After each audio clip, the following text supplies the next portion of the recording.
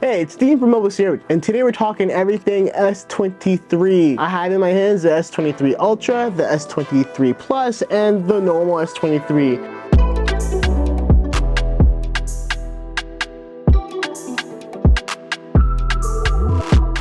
Let's start with the S23 Ultra. This is the flagship, this is the main event this year, similar to last year. It has a lot of the same qualities, a lot of the same specs, but there are some new things, and the main new thing that everyone's talking about is its 200 megapixel camera.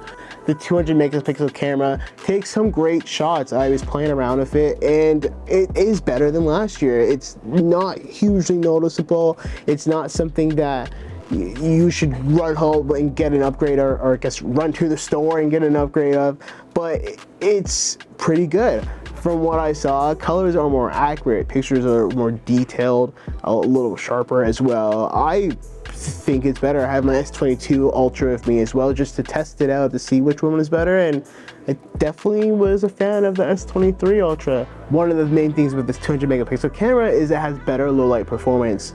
We took some pictures and it did look better. Obviously I haven't used this phone for very long. I've only been here for 2 hours. There was one instance where we took a picture of a sign and it looked blown out with its neon lights, but in post it looked exactly as I've seen it. It was amazing. These images in low light are fairly better and more accurate to what you're seeing with your eyes, and compared to the S22 Ultra that just wants to kind of brighten the image so that it looks nicer in theory, but doesn't actually turn out to be nicer.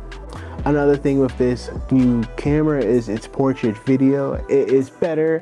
It is taken in 4K portrait and 30 FPS. It is now a viable option compared to the iPhone because it does the same. And now also another benefit to the camera app is that Expert RAW is built straight in. You just got to go straight to the more section in this settings and Expert RAW is right there. And with that you can take the full advantage of all 200 megapixels. And we tried it. We did some portraits and we blew them up after, and they looked really good. It looks kind of amazing to see a phone's camera take pictures that get blown up so big. This strange experience. This is really cool though. But it was a fun time, and the S23 Ultra is impressive. Moving on from the camera, the phone just feels better. It's not a huge difference. You may not even notice it, but when we first picked it up, I just thought it felt nicer with its square edges and flatter display. It's just a kind of a better experience. Again, it's not huge, just a little thing that we noticed, but I like it.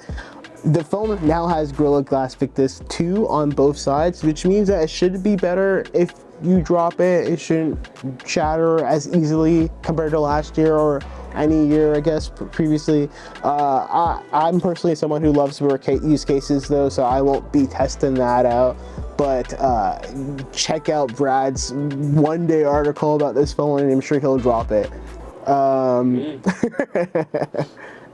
I'm just like stepping in to say that Dean has the biggest reputation for dropping phones.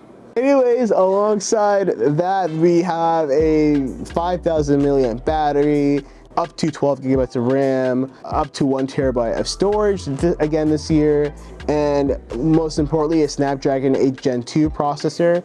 I didn't really get to test that out, but I played a little bit of Asphalt 9 and it looked great. I mean, I'm not a mobile gamer, but if you are, you can look forward to ray tracing with a Snapdragon 8 Gen 2 processor and a whole lot of other fun stuff, I'm sure. So moving on from the S23 Ultra, we have the S23 and S23 Plus. I'm not really going to focus on the S23 Plus because I like this one more, but the key differences is that this has a 6.1 inch display and this has a 6.6 inch display, and this one obviously has a bigger battery because it has a bigger display.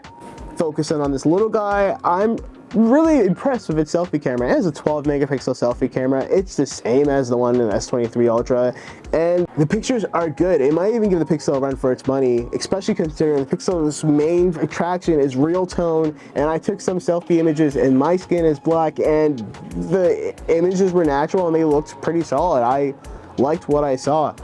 and the images weren't as good as the S23 Ultra, I don't think, but they were really good and I liked them.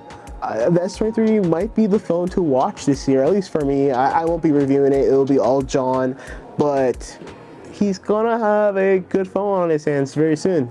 So now, just to end it off, we have these two phones. These are Samsung's newest handsets. They're coming out soon. We'll have the pricing and date up on the screen as well.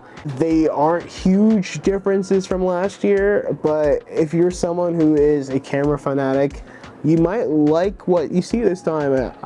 Again, this 200 megapixel camera is pretty solid and I liked it.